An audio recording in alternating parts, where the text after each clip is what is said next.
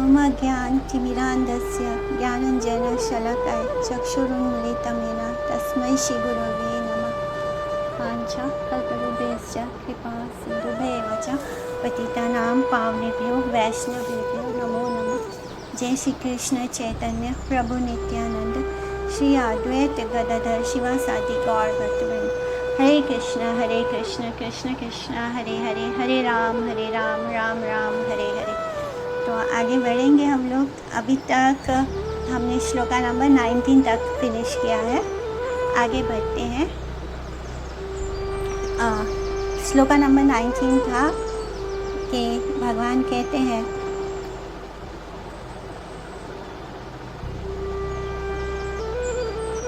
Just a moment.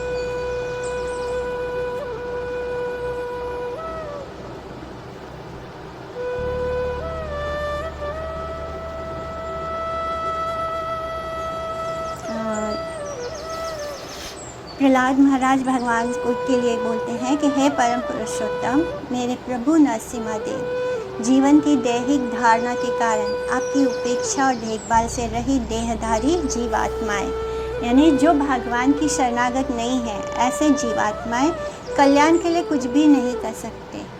वो जो भी उपाय अपनाते हैं वे भले ही अस्थायी रूप से यानी टेम्पररीली वो लाभकारी लगते हैं हमें, किंतु वे निश्चित रूप से अनित्य है।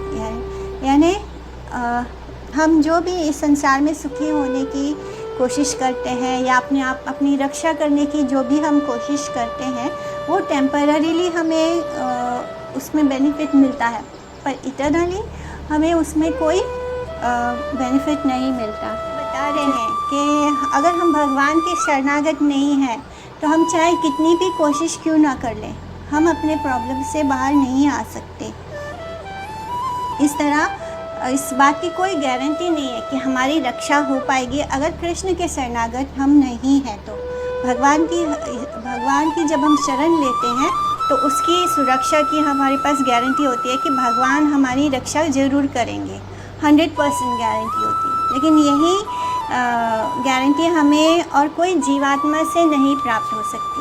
हम दवाई तो खा सकते हैं, लेकिन दवाई भी इस बात की गारंटी नहीं है कि वो हमारा परफेक्ट कंप्लीट इलाज कर सकती है। तो हम 100% तो दवा पर भी नहीं निर्भर कर सकते हैं। इसी तरह अगर हम नाव में बैठे हैं तो इस बात की कोई गारंटी नहीं है कि वो नाव कभी डूबेगा नहीं या उसमें कोई प्रॉब्लम आएगी नहीं। चाहे कितना भी परफेक्ट क्यों ना हो, कुछ ना कुछ प्रॉब्लम आएगा। इसी तरह इसका एक बेस्ट एग्जांपल तो माइकल जैक्सन के रूप में हम देख सकते हैं कि उन्होंने अपने आप को सुरक्षित रखने के लिए बहुत सारे डॉक्टर्स को अपॉइंट कर रखा था। अपने आप को माने वो 150 साल तक उन्होंने प्लानिंग करके रखा था कि मैं 150 साल तक किसी भी तरह जी सकूं। तो इस वजह से उन्होंने कितने सारे डॉक्टर्स वगैरह साइंटिस्ट वगैरह को अपॉइंट करके रखा था।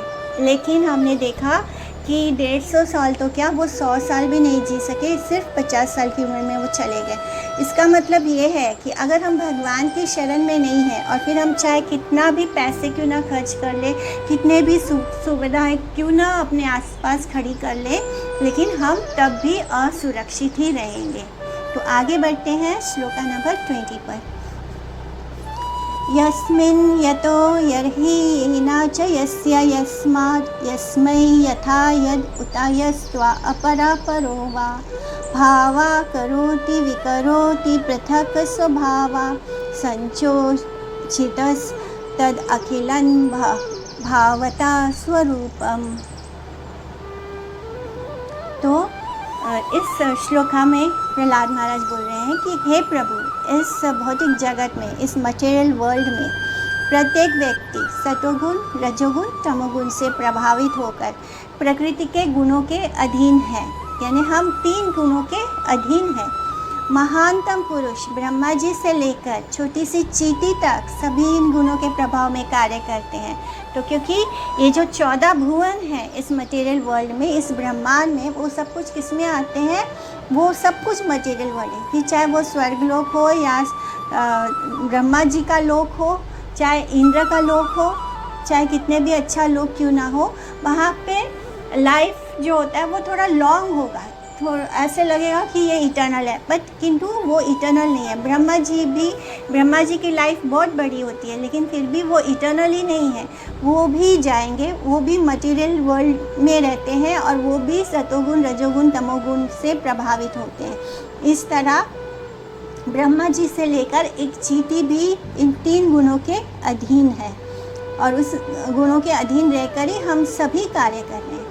अतः इस भौतिक जगत में प्रत्येक व्यक्ति अपनी शक्ति से प्रभावित है, आपकी शक्ति से प्रभावित है, यानी भगवान की शक्ति का असर हर व्यक्ति पर है, जिस कारण से वे कार्य करते हैं। यानी भगवान की जो माया शक्ति है उसके अंदर ही हम सब कार्य करते हैं। जिस स्थान पर वे कार्य करते हैं, जिस समय पे वे कार्य करते हैं, जिस पदार्थ के कारण वे कार्य करते हैं, जिस जीवन लक्ष्य को उन्होंने अंतिम माना है तथा उस लक्ष्य को प्राप्त करने की विधि, ये सभी आपकी शक्ति की अभिव्यक्तियाँ मात्र हैं। वस्तुतः चूँकि शक्ति और शक्तिमान एक ही हैं, अंत ये सभी ही आपकी ही व्यक्तियाँ हैं। तो जो भगवान की एनर्जी है और जो भगवान है शक्तिमान, वो दोनों ही एक जैसे हैं, यानी दोनों आइडेंटिकल हैं। और वो सब कुछ क्या है? भगवान का ही मैनिफेस्टेशन है। तो हम इस संसार में जो भी काम हम जिस पदार्थ के लिए, यानी जिस चीज़ को पाने के लिए हम कार्य करते हैं, जिसको हम अपना जीवन का लक्ष्य मान के जो कार्य करते हैं और जिसको हम अपना लाइफ का अंतिम गोल समझकर प्राप्त करने की कोशिश या विधि, जिस रास्ते से हम चलते हैं, वो रास्ता भी माया ही है। जिस लक्ष्य को पाने की कोशिश कर रहे हैं वो भी माया ही है, यानी वो भी भगवान की शक्ति ही है। तो इस तरह जो कुछ भी है वो सब कुछ भगवान की शक्ति यानी भगवान का ही मैनिफेस्टेशन है। चाहे कोई अपने आप को अपने माता पिता, सरकार, किसी स्थान यानी गवर्नमेंट या किसी स्थान या किसी अन्य कारण से सुरक्षित समझ सकता है, सब कुछ भगवान की विभिन्न शक्तियों के कारण ही है। जो कुछ भी किया जाता है, चाहे वो उच्च हो, मध्यम हो या निम्न लोकों में हो, वह परमेश्वर के पर्यवेक्षण या नियंत्रण के कारण ही होता है। इसलिए कहा गया है कि कर्मणा दैव नेत्रेना जंतुरा देहो पत्तये। भगवान प्रत्येक के हृदय में के भीतर स्थित परमात्मा के रूप में व्यक्ति की जो मानसिकता है उसके अनुसार कर्म करने की प्रेरणा देते हैं। ये सभी मानसिकताएं कृष्ण द्वारा कर्म करने वाले व्यक्ति को दी गई सुविधाएं मात्र हैं। इसलिए जैसे जैसे हमारे मन में कामनाएं होती है, डिज़ायर्स आते हैं, उसके अकॉर्डिंगली भगवान हमें मोड़ देते हैं, उस दिशा में हमको प्रेरणा देते हैं।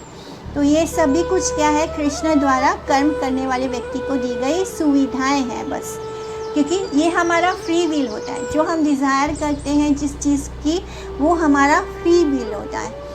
इसलिए भगवद गीता कहती है कि मत्ता स्मृतिर ज्ञानम अपोहनम च। प्रत्येक व्यक्ति परमात्मा द्वारा दी गई प्रेरणा के अनुसार ही कार्य करता है, क्योंकि प्रत्येक व्यक्ति का जीवन लक्ष्य भिन्न भिन्न होता है, यानी हम सबका लाइफ का जो गोल है वो अलग अलग होता है। इसलिए प्रत्येक व्यक्ति भगवान के मार्गदर्शन में अलग अलग कार्य करता है। यस्मिन् यतो यर्हि येन च यस्य यस्मात्, यानी इसका मतलब है कि सभी कार्य, चाहे वे कुछ भी हो, कोई भी काम क्यों न हो, भगवान के विभिन्न स्वरूप मात्र हैं।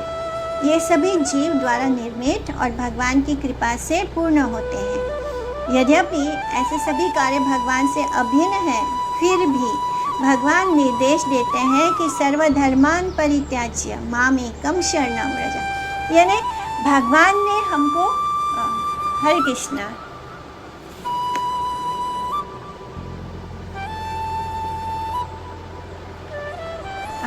आप सभी लोग म्यूट कर लीजिए। अभी मैं होस्ट नहीं हूँ तो मैं म्यूट भी नहीं कर पाऊँगी किसी को।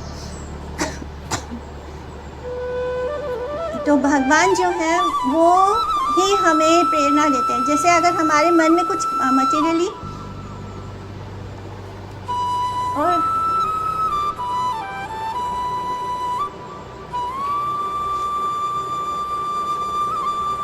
एक मिनट, मैं भी म्यूट हो गई। ओके, तो भगवान ही हमें हमारी इच्छा के अनुसार हमको प्रेरणा देते हैं किसी कार्य को या अपने लक्ष्य को हासिल करने की। लेकिन भगवद गीता में वो क्या कहते हैं, सर्वधर्मान परित्याज्य माम एकम शरणम व्रज, अन्य सभी कर्तव्यों को त्याग दो और मेरी शरण में आ जाओ। जब हम भगवान के इस निर्देश को स्वीकार करते हैं तो हम एक्चुअली में सुखी हो सकते हैं। जब तक हम अपनी भौतिक इंद्रियों के अनुसार अपने सेंसेस के अकॉर्डिंगली कार्य करते हैं, जब तक हम अपने आप को संतुष्ट करने के लिए अपने सेंस ग्रेटिफिकेशन के लिए कार्य करते हैं, इस तब तक हम कहाँ हैं, हम इस मटेरियल वर्ल्ड का हिस्सा है। लेकिन जैसे ही हम भगवान के स्वरूप को, उनके दिव्यता को स्वीकार करते हैं, जैसे ही हम उनके दिए हुए निर्देशों को जो भगवद गीता में उन्होंने बोला है उन सब बातों को स्वीकार करते हैं, तब हम भगवान के अधीन हो जाते हैं, इस माया से बाहर आ जाते हैं। तब हमारी स्थिति क्या होती है, आध्यात्मिक हो जाती है। भक्ति के कार्य, भक्ति में सेवा सीधे भगवान के नियंत्रण में होता है। तो जब तक हम इस अपनी इंद्रियों को तृप्त करने की कोशिश कर रहे होते हैं, तब तक हम किसके अधीन होते हैं, माया के अधीन होते हैं। तो माया देवी अपने अकॉर्डिंगली हमको चलाती है। लेकिन जब हम भगवान के अधीन होते हैं, तब क्या होता है, तब हम डायरेक्टली भगवान के साथ कनेक्टेड होते हैं, जिस कारण से भगवान के साथ कनेक्टेड होने के कारण माया देवी का प्रभाव से हम दूर हो जाते हैं। नारद पंचरात्र में कहा गया है कि सर्वपाधि विनिर्मुक्तम तथा परत्वेन निर्मलम ऋषिकेन ऋषिकेशा सेवनम भक्तिर उच्यते। जब कोई भौतिक रूप से निर्धारित पदों को त्याग कर सीधे भगवान के अधीन कार्य करता है, तो उसका आध्यात्मिक जीवन पुनर्जीवित हो जाता है। इसे स्वरूपेण अवस्थाति कहा गया है, यानी हम अपने स्वरूप में अवस्थित हो जाते हैं। जो हमारा मूल स्वरूप है कि हम भगवान के दास हैं। जब हम भगवान की सेवा में अपने आप को अर्पित करते हैं और इस संसार के जो भी हमारे जो पद हैं उसको त्यागते हैं। संसार का पद क्या है, जब हम मटेरियल बॉडी से अपने आप को आइडेंटिफाई करते हैं, तब वो होता है संसार का दिया हुआ पद। यानी उस पद को जब हम त्यागते हैं और जब हम अपने मूल स्वरूप को पहचानते हैं कि हम भगवान के सेवक हैं और भगवान के लिए सेवा करना शुरू करते हैं, तब हम अपने स्वरूप में स्थित हो जाते हैं और इस भौतिक बंधन से मुक्ति का वास्तविक यही अर्थ होता है। यानी यहाँ से हमें मुक्ति जिसको हम बात करते हैं, हरे कृष्णा, तो जिसको हम मुक्ति बोलते हैं वो एक्चुअली में यही होता है कि इस संसार से मुक्त होना और भगवान में स्थित होना। माया मना सृजति कर्ममयं बलीया कालेन चोदित गुणानुम मतेन पुंसा छंदोमयं यद जयार्पित शोधसारं संसार चक्रम कोत्रिनेत्र त्वदन्या। हे प्रभु, हे परम सनातन, आपने अपने पूर्ण अंश का विस्तार करके अपनी भाम्य शक्ति के माध्यम से जीवों के सूक्ष्म शरीरों की रचना की है जो काल से उद्दीप्त है। इस प्रकार मन जीव को कर्मकांड और 16 तत्वों के वैदिक निर्देशों द्वारा पूर्ण होने वाली असंख्य इच्छाओं में फंसा देता है। आपके चरण कमलों की शरण ग्रहण किए बिना कोई इस बंधन से मुक्त नहीं हो सकता। तो कि हम लोग क्या है, भगवान की जो भगवान का हम अपने पूर्ण अंश का विस्तार करके अपनी बाहरी शक्ति यानी बहिरंगा शक्ति जो है माया देवी के माध्यम से जीवों के सूक्ष्म शरीर की रचना की है। सूक्ष्म शरीर क्या होता है, सटल बॉडी, मन, बुद्धि, चित्त, अहंकार। तो इस मन के कारण ही हम इधर उधर भटकते हैं इस संसार में। मन जो है हमको भगवान की तरफ नहीं ले जाने देता है। तो जैसे भगवान ने भगवद गीता में क्या बोला था कि ये मन ही हमारा शत्रु है और ये मन को जब हम कंट्रोल कर लेते हैं तो यही मन हमारा मित्र हो जाता है। जब ये कृष्ण में लगने लग जाता है और बाहरी संसार से हट जाता है, तब वो हमारा मित्र होता है। जब तक कि हमारा मन इस संसार में भाग रहा है, तब तक क्या है, वो हमारा शत्रु होता है। और ये मन ही हमारे इस संसार में बांधने का प्रबल कारण होता है। ये हमें कर्म कांड से बांध देता है। यदि भगवान का हाथ हर वस्तु में विद्यमान है तो बौद्धिक बंधनों से मुक्त होकर आध्यात्मिक आनंदमय जीवन में प्रवेश करने का प्रश्न ही कहाँ उठता है। यानी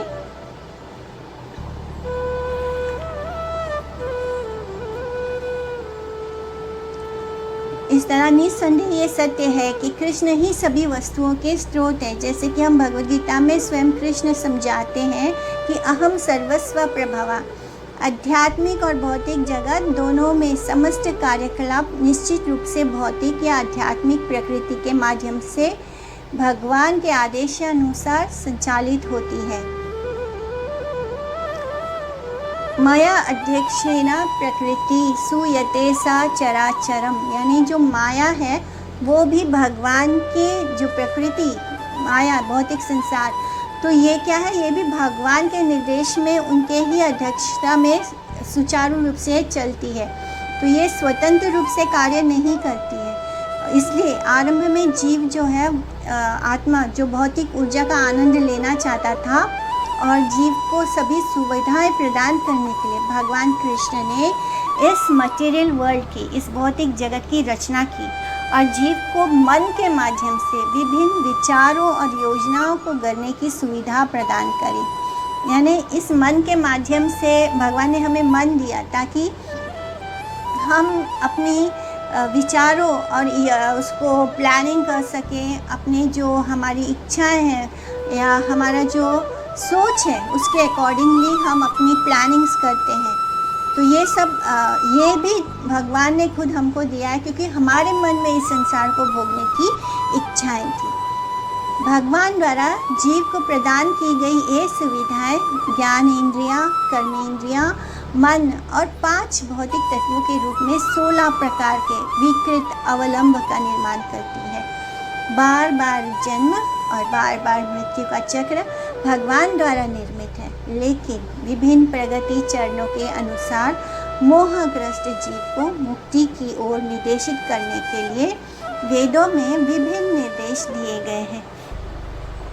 यदि कोई उच्च लोकों में जाना चाहता है तो वह वैदिक निर्देशों का पालन कर सकता है। यानी भगवान ने जो जीवात्मा है वो पूरी तरह मोहग्रस्त होने के कारण उसको अध्यात्म की ओर मोड़ने के लिए भगवान ने वेदों में कर्मकांड का स्वरूप भी दिया है, जिसके अनुसार हमें जो चाहिए वो हम उसके द्वारा प्राप्त कर सकते हैं। ऐसा इसलिए किया भगवान ने ताकि कोई भी हम सब जो जीवात्मा है वो पूरी तरह नास्तिक ना हो जाए, एथिस्ट ना हो जाए। इसलिए भगवान ने वेदों में कर्मकांड को 80% तो कर्मकांड है वेदों में, जिसके द्वारा हम स्लो प्रोसेस से ही सही लेकिन नास्तिक नहीं होंगे। भगवान या उनके जो देवी देवता हैं उनकी शरणागत लेके धीरे धीरे स्टेप बाय स्टेप हम कृष्ण तक पहुंच सके। उसका गोल, वेद का गोल भी यही है कि हमें कृष्ण तक पहुंचा सके।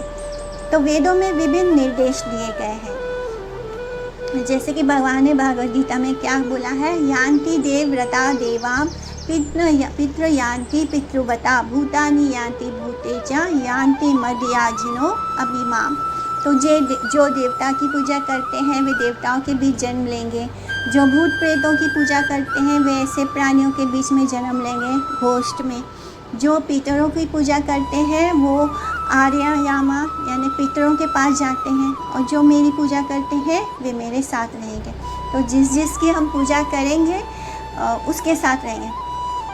तो बहुत बारी ये बोला जाता है कि आप जिसको मानते हैं उसी को पकड़कर आगे बढ़ जाइए या उसी की शरण ले लीजिए, क्योंकि बहुत लोगों के लिए कृष्ण को मानना कठिन होता है। जब तक कि आपके पास इतनी सुकृति ना हो तो आप कृष्ण के शरणागत कभी नहीं हो सकते। तो बहुत थोड़े लोग हैं जो कृष्ण की शरण लेते हैं या कृष्ण को भगवान रूप में स्वीकार करते हैं। तो इसलिए जो भी कृष्ण की शरण में आता है उसको तो सा महात्मा सुदुर्लभ कहा गया है। लेकिन ऐसे बहुत सारे लोग हैं जो अभी उस लेवल पर नहीं हैं। कुछ लोग देवी को मानते हैं, कुछ शिव जी को मानते हैं, कुछ गणेश जी को मानते हैं, कुछ हनुमान जी को मानते हैं। तो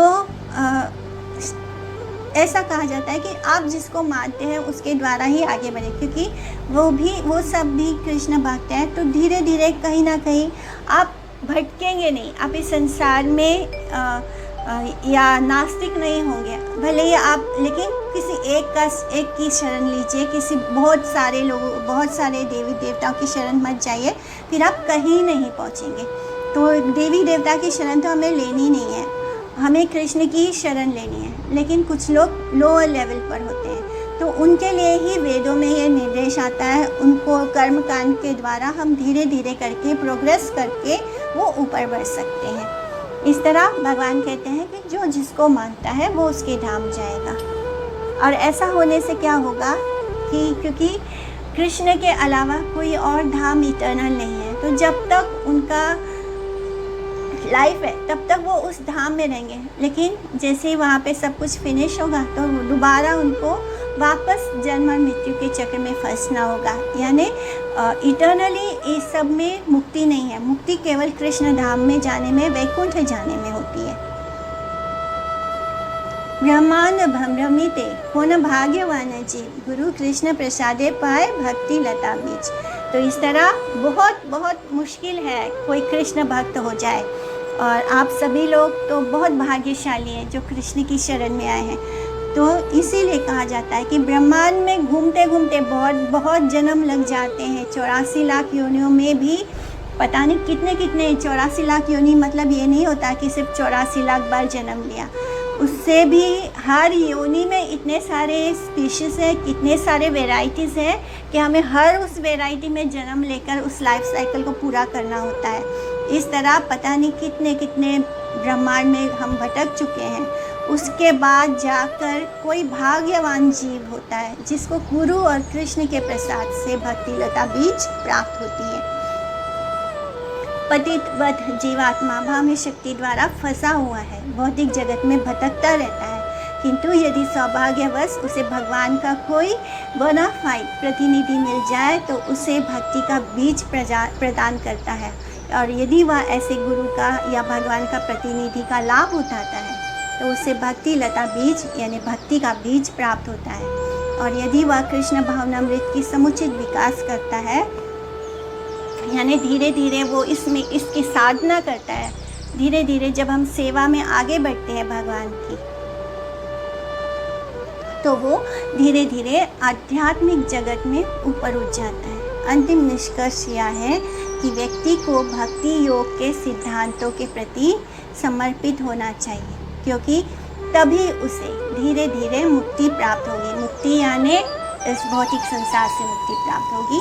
हमारा मन जो है इस संसार में पूरी तरह लिप्त है, धीरे धीरे वो मन से ये संसार खत्म होता जाएगा और भगवान के प्रति आकर्षण बढ़ता जाएगा। तो इसको बोलते हैं एक्चुअली में मुक्ति। भौतिक संघर्ष से मुक्ति का कोई और अन्य उपाय संभव नहीं है। धीरे धीरे भगवान की सेवा करते रहना है, भगवान का नाम जप करना है, साधु संग करना है, कथा सुनना है। इससे क्या होगा, इससे धीरे धीरे जो हमारे अंदर जो मैल है मन में, मन के कारण हमारा मन अभी इसमें जाता है। भगवान के मंदिर में भी होते हैं तब भी मन बहुत बार संसार में ही लिप्त रहता है, संसार की तरफ ही जाता है। तो इस तरह इस मन को, भले ही वो जा रहा है अभी कहीं भी, लेकिन जब हम भगवान की भक्ति करते रहते हैं, जब हम भगवान का नाम करते रहते हैं, उनकी कथा सुनते हैं, तो ये धीरे धीरे हमारे ऊपर असर करता है। इसको एक एग्जाम्पल से समझ सकते हैं कि पानी जो होता है वो इतना सॉफ्ट मतलब पानी, सोच लो हम हाथ पानी में डालें तो कुछ नहीं होता हमारे हाथ को, लेकिन वो पानी भी किसी पत्थर पर बहुत लगातार गिरता है तो उस पत्थर पे भी निशान आ जाता है, यानी पानी भी उस पत्थर को पे निशान बना देता है। तो इसी तरह धीरे धीरे जब हम भक्ति में आते हैं तो धीरे धीरे हमें वो हरि नाम करना नहीं छोड़ना है, हमें कथा सुनना नहीं बंद करना है, भगवान के स्क्रिप्चर्स को पढ़ना नहीं छोड़ना है। तो ये सब से धीरे धीरे मन पे जो जमा धूल है वो निकल जाएगा और कृष्ण भक्ति उसको कृष्ण भक्ति की ओर हम आकर्षित कर सकते हैं। सात्वं हि नित्य विजितात्मगुणा स्वाधाम्ना कालो वशीकृता विसर्ज्य विसर्गशक्ति चक्रे विशिष्टं जयेश्वर शोधसारे निस्पिध्यान्मानम् उपस्कार विभो प्रपन्नम। हे परमपिता परमेश्वर, आपने 16 अवयव वाले इस भौतिक जगत की रचना की है।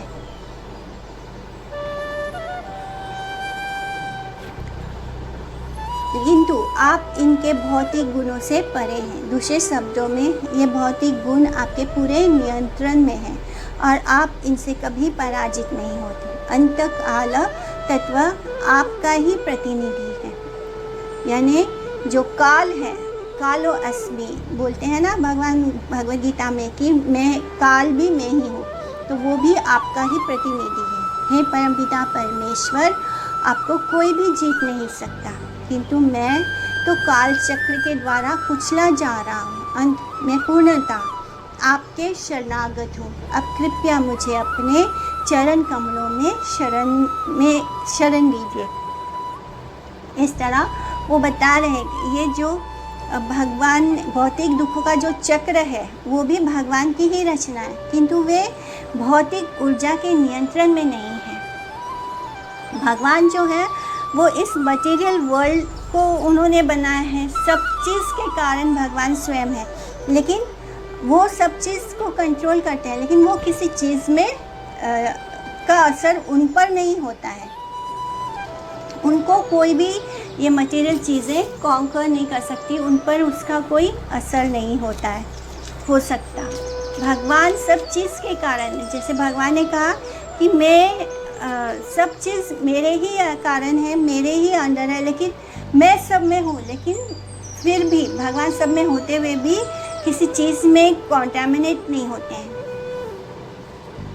बल्कि वे भौतिक ऊर्जा के नियंत्रक हैं, जबकि हम जीवात्माएं इसके नियंत्रण में हैं। जब हम अपनी स्वाभाविक स्थिति यानी जीवेरा स्वरूप है या कृष्णेरा नित्य दास का त्याग कर देते हैं, जब हम इस बात को नहीं मानते कि हमारा मन जो है इस संसार में पूरी तरह लिप्त है, धीरे धीरे वो मन से ये संसार खत्म होता जाएगा और भगवान के प्रति आकर्षण बढ़ता जाएगा। तो इसको बोलते हैं एक्चुअली में मुक्ति।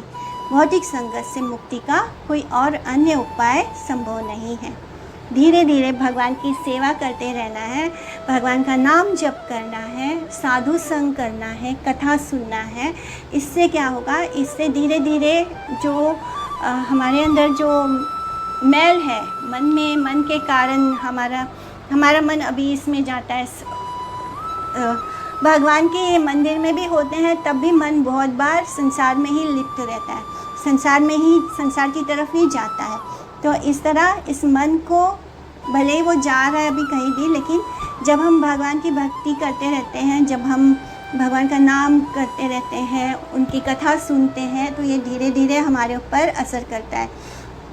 इसको एक एग्जाम्पल से समझ सकते हैं कि पानी जो होता है वो इतना सॉफ्ट मतलब पानी सोच लो, हम हाथ पानी में डालें तो कुछ नहीं होता हमारे हाथ को, लेकिन वो पानी भी किसी पत्थर पर बहुत लगातार गिरता है तो उस पत्थर पे भी निशान आ जाता है, यानी पानी भी उस पत्थर को पे निशान बना देता है। तो इसी तरह धीरे धीरे जब हम भक्ति में आते हैं तो धीरे धीरे हमें वो हरि नाम करना नहीं छोड़ना है, हमें कथा सुनना नहीं बंद करना है, भगवान के स्क्रिप्चर्स को पढ़ना नहीं छोड़ना है। तो ये सब से धीरे धीरे मन पे जो जमा धूल है वो निकल जाएगा और कृष्ण भक्ति उसको कृष्ण भक्ति की ओर हम आकर्षित कर सकते हैं। सात्वं हि नित्य विजितात्मगुणा स्वाधाम्ना कालो वशीकृता विसर्ज्य विसर्गशक्ति चक्रे विशिष्टं जयेश्वर शोधसारे निस्पिध्यान्मानम् उपस्कार विभो प्रपन्नम। हे परमपिता परमेश्वर, आपने 16 अवयव वाले इस भौतिक जगत की रचना की है।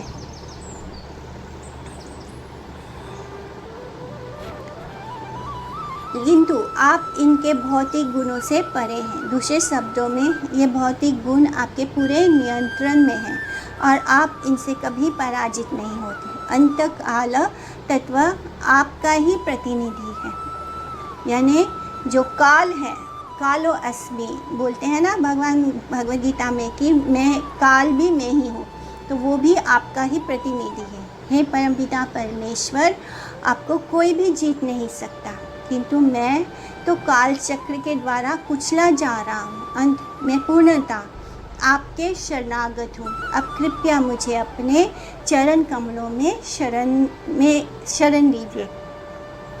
इस तरह वो बता रहे हैं कि ये जो भगवान भौतिक दुखों का जो चक्र है वो भी भगवान की ही रचना है, किंतु वे भौतिक ऊर्जा के नियंत्रण में नहीं है।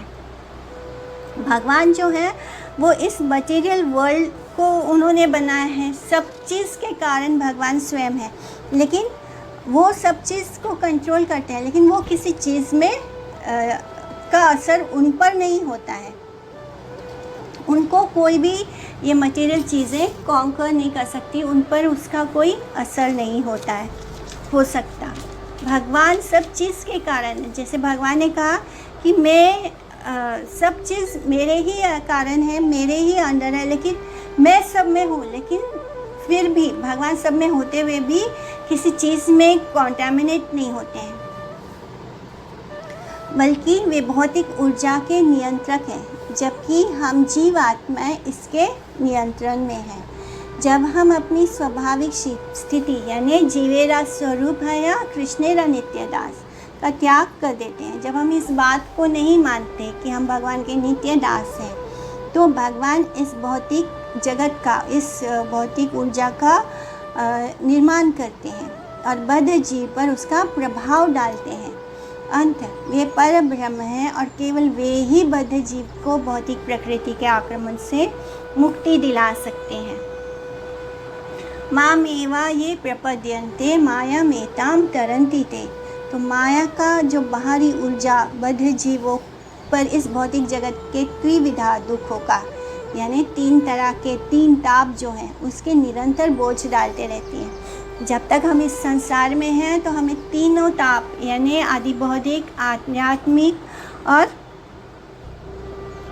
तो इस तरह हमें भगवान का जो ये 3 तरह का ताप है, जो इसको हमें हर हाल में झेलना पड़ता है। आदि भौतिक, आदि दैविक, आध्यात्मिक। तो इस श्लोक में प्रहलाद महाराज ने भगवान से प्रार्थना किया है कि आपके बिना मुझे कोई नहीं बचा सकता। प्रहलाद महाराज ने ये भी समझाया है कि एक बच्चे के रक्षक, उसके माता पिता, उसे जन्म और मृत्यु के प्रकोप से नहीं बचा सकते, ना ही औषधि और वैद्य से मृत्यु से बचा सकते हैं। इस तरह प्रहलाद महाराज वही बात वापस बता रहे हैं कि भगवान के अलावा हमारा कोई एक्चुअली में रियल रक्षक नहीं है। हम सब किसी अपने कर्म फल को भोगने के कारण एक ऐसा कॉम्बिनेशन बनता है जिसमें हम सबके कर्म एक दूसरे से जुड़े हुए होते हैं। इसलिए कोई हमारा माँ होती है, कोई पिता होता है, कोई भाई होता है, कोई सिस्टर है, हस्बैंड है, वाइफ है।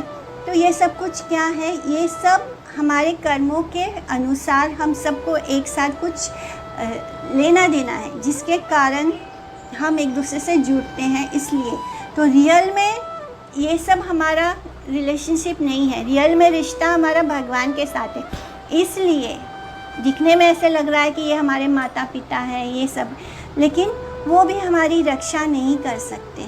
केवल और केवल भले ही ऐसे दिखता है कि उन्होंने हमें जन्म दिया है, लेकिन एक्चुअली में देखा जाए तो जो जन्म दे सकता है उसको, वो हमें कभी मृत्यु मतलब वो हमें, उसको इतना पावर होना चाहिए कि वो हमें मृत्यु से भी रक्षा कर सके। ये पावर केवल भगवान के पास है, क्योंकि एक्चुअली में हमारे जन्मदाता वही हैं। इसलिए इस संसार में आकर तो हम सिर्फ कर्म फल को भोगने के लिए एक दूसरे के साथ जो हमारा कार्मिक रिलेशनशिप है उसको निभाने के कारण, हमारे जो कर्म बनते हैं उसके कारण हम एक दूसरे के साथ जुड़ते हैं।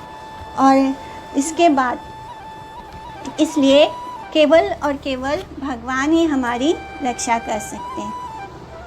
इसलिए पीड़ित मानवता को कृष्ण के प्रति समर्पण करना चाहिए, जैसे कि भगवान कृष्ण ने भगवद गीता के श्लोका नंबर 18.66 में बोला है। तो सभी प्रकार के धर्मों का त्याग करो और केवल मेरी शरण में आओ, ऐसा भगवान कहते हैं। तो मैं तुम्हें सभी पापों से मुक्ति दिलाऊंगा, डरो मत। समस्त मानव समाज को इस प्रस्ताव का लाभ उठाना चाहिए और इस प्रकार कृष्ण द्वारा काल के चक्र, भूतकाल, वर्तमान काल और भविष्य काल के चक्र द्वारा कुचले जाने के खतरे से बचाया जाना चाहिए। भौतिक अवस्था में प्रत्येक जीव वास्तव में बार बार कुचला जा रहा है और इस स्थिति से बचने के लिए उसे भगवान के परम व्यक्तित्व यानी supreme personality of God head की शरण लेनी चाहिए, तभी वो सुखी हो सकता है। क्योंकि जब तक कोई पूर्णतः भगवान के प्रति समर्पित नहीं हो जाता, तब तक उसे कुचले जाने से नहीं बचाया जा सकता। हम जो 3 तरह के ताप भोगते हैं, ये उसी को हम कुचला जाना कह सकते हैं, क्योंकि ये तापों से हम तभी तक मुक्ति नहीं पा सकते जब तक हम कृष्ण की शरण नहीं लेते हैं। और एक अपराधी को भगवान के प्रति समर्पित नहीं हो जाता, तब तक उसे कुचले जाने से नहीं बचाया जा सकता। एक अपराधी को सरकार द्वारा कारागार में डाल दिया जाता है और दंडित किया जाता है, लेकिन वही सरकार यदि चाहे तो अपराधी को कारावास से मुक्ति कर सकती है। इसी प्रकार हमें निश्चित रूप से, क्योंकि हम यहाँ भगवान की इच्छा से ही आए हैं, तो भगवान ही हमको इस कारागार से मुक्त कर सकते हैं। इसलिए हमें कॉन्फिडेंट रखना चाहिए भगवान पर। निश्चित रूप से ये जानना चाहिए कि हमारे दुख की भौतिक अवस्था हमें भगवान के परम व्यक्तित्व द्वारा ही प्रदान की गई है, और यदि हम इस दुख से बचना चाहते हैं तो हमें उसी नियंता से यानी भगवान से प्रार्थना करनी चाहिए। इस प्रकार व्यक्ति इस भौतिक अवस्था से बच सकता है। तो बिकॉज हमें इस मटेरियल इच्छाओं को भोगना था, तो भगवान ने हमारे लिए इस मटेरियल वर्ल्ड की रचना की। लेकिन यहाँ आकर हमें क्या मिलता है? हमें हर कदम पे दुख ही प्राप्त होता है। ऐसा कभी होता नहीं है कि हम 100% सुखी हो। कोई भी ऐसी सिचुएशन कभी नहीं मिलती कि हम पूरी तरह अपने खुशी को एंजॉय कर सके। थोड़ा सा लाइफ में खुशी आता है कि कुछ एंजॉयमेंट हम करने लग जाते हैं, थोड़ा सा मन हटता है भगवान की तरफ से, उसी वक्त कोई ना कोई दुख का पहाड़ हम पर टूट पड़ता है। तो ये होता है माया देवी का डंडा होता है, इसको बोलते हैं।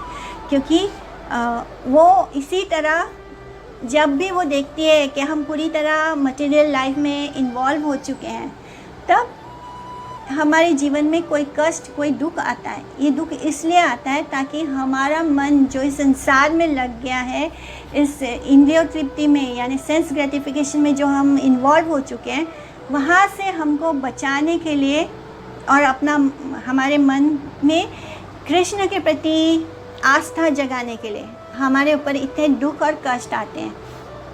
लेकिन इतना कष्ट पाने के बाद भी हम उस कष्ट में भी हम अपने इंद्रियों को ही तृप्त करने में लग जाते हैं। इसलिए भगवान के ये जो शास्त्र, ये जो ग्रंथ है, ये हमें बताते हैं कि एक्चुअली में जो श्रीमद् भागवतम है वो यही कहता है कि अगर हमें सुखी होना है तो वो सुख इस संसार में नहीं है।